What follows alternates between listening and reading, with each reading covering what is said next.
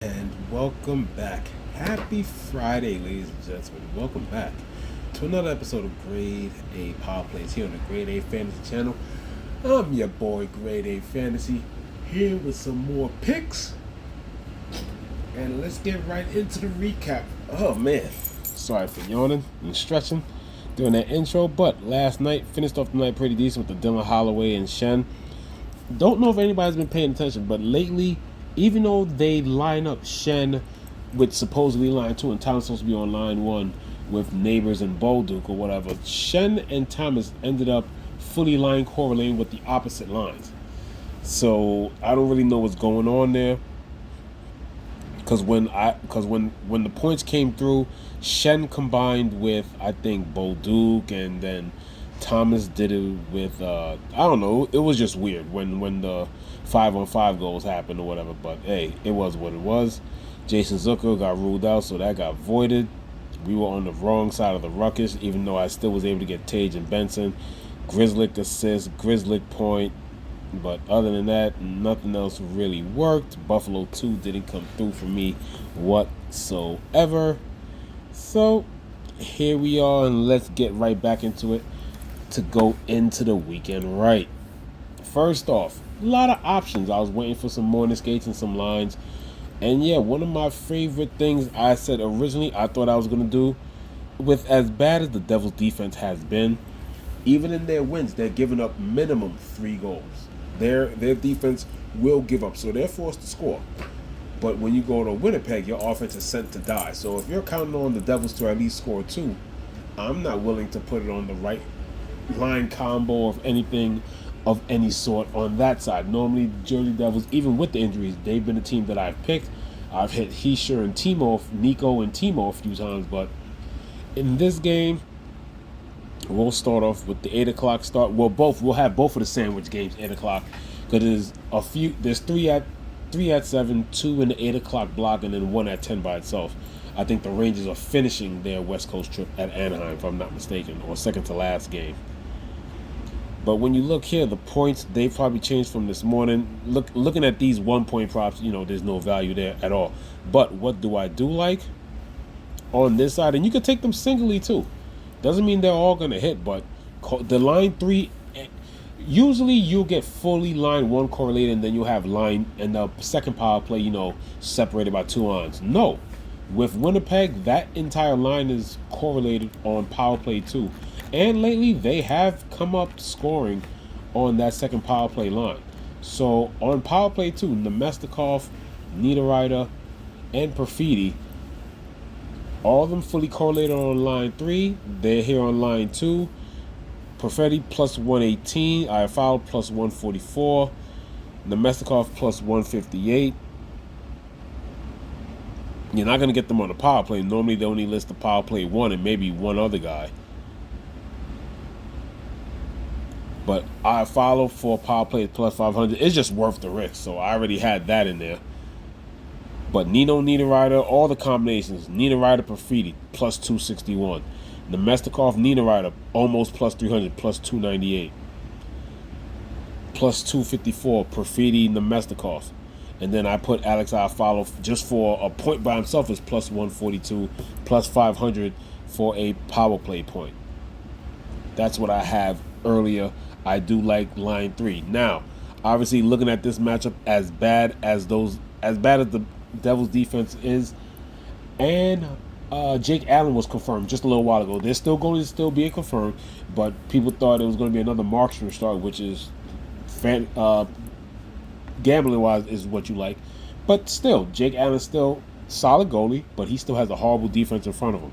So if anything, with no Velarde, there's been times before that I've done these 2-point combos, but not really too crazy. Plus 288, sniffing 300.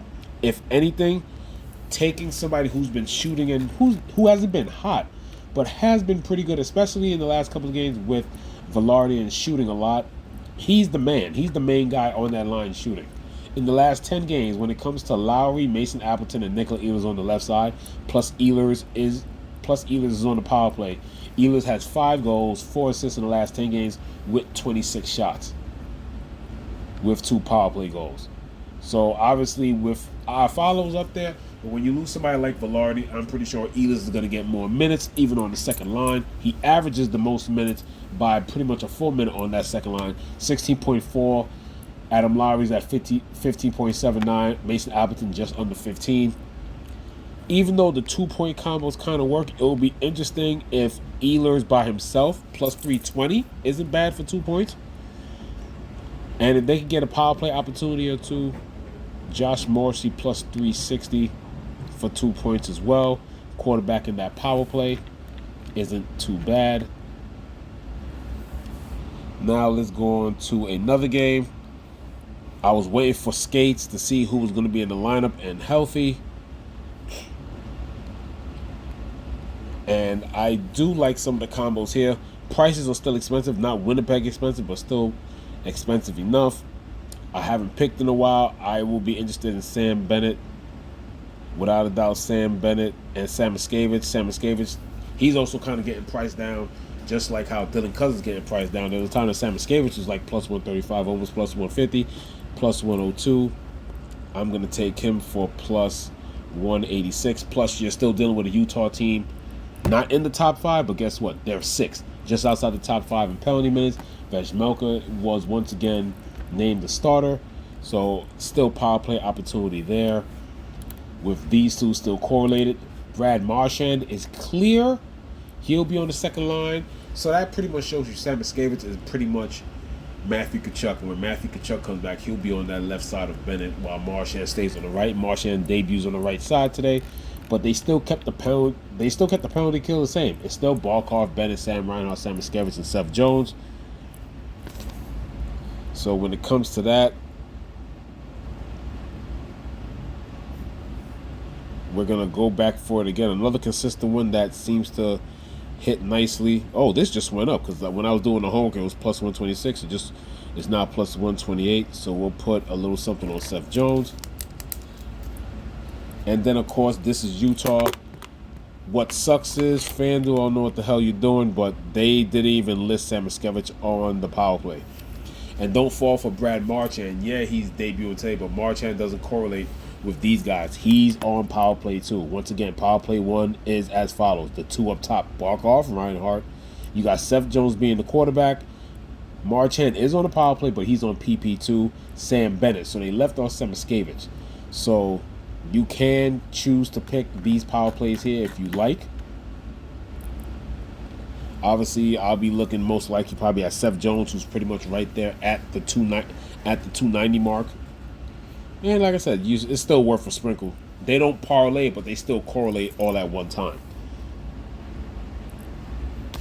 But once again, Bennett, Sam Miscavige, Seth Jones assist. And like I said, out of all that, because of the power play opportunity, yeah, my favorite there is definitely Seth Jones, almost plus 300 for a power play. Runs it on the power play 1, so definitely like that opportunity. And other than that, if there's anything else that I really, really like besides, taking shots at 2-point props with Winnipeg, Florida, the only 7 o'clock game that I'm kind of interested in, even though there's opportunity in the Montreal, Carolina game. We'll go to the other 8 o'clock game. Probably the first time in a while I'm not picking the late game, even though with that bad defense, the Strome, the Toronto line is interesting. But with Vegas, like I said, Chicago just out there playing, but like I said, this is a total mismatch. Points-wise, it's just crazy. We got Chicago now reaching in the top 10. They've been giving a lot of penalties lately. It was just that they were getting smacked up 5-on-5. Now that they're giving up a lot more penalties, I definitely like power play points in this one, even though, once again, it's a low price. But after Eichel, everybody's 200, and then the odds continue to grow. Shea Theodore is back, so it's no longer Hannafin on the top power play.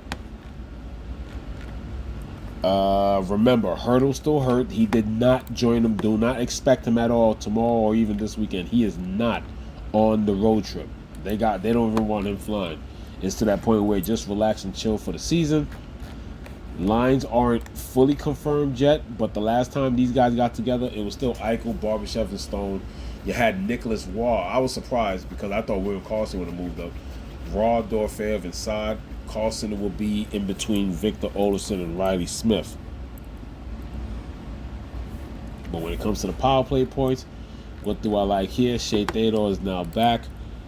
Noah Hannafin plus 400, but he'll be taking care of power play 2. So if anything, I'll take a shot at Dorofeyev with the plus 333, Mark Stone plus 260, Theodore the quarterback. If that's the case, and then as we look over here, I think because they left a couple people out, there's not really any 1-point prop that you really would want. I mean, Nicholas Roy is there, plus 134.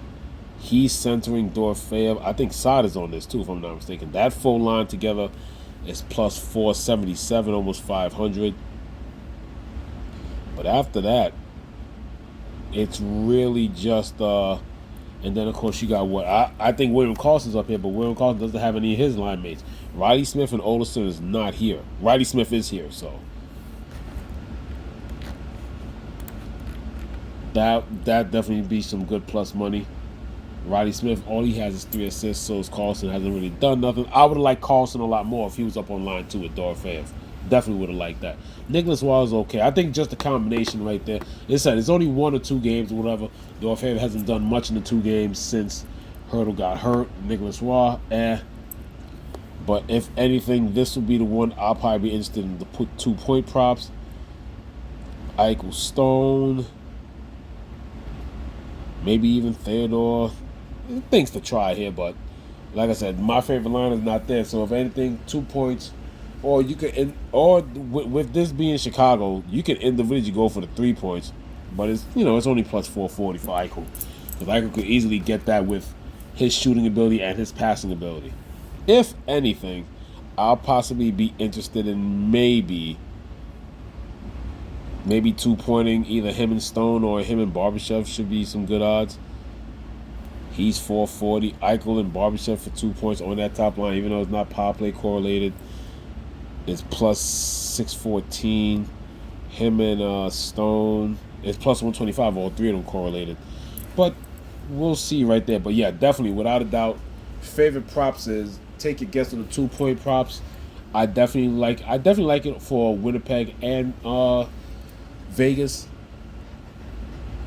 The line 3 correlation, definitely my favorite odds. They're all good to even take alone with their solid odds. On my nose, Perfetti plus 122, Vlad plus 152, Nino plus 162, and that's just for a point. Obviously, I follow a lot of good plus money odds or whatever, and then obviously, if it's a bad defense, line 3 will be playing the depth of that bad defense. Just there's some minor opportunity there. Definitely some minor opportunity, but yeah, that's pretty much what I have for you guys going into the weekend. Like I said, some nice power play spots with Florida, Utah, Vegas, Chicago.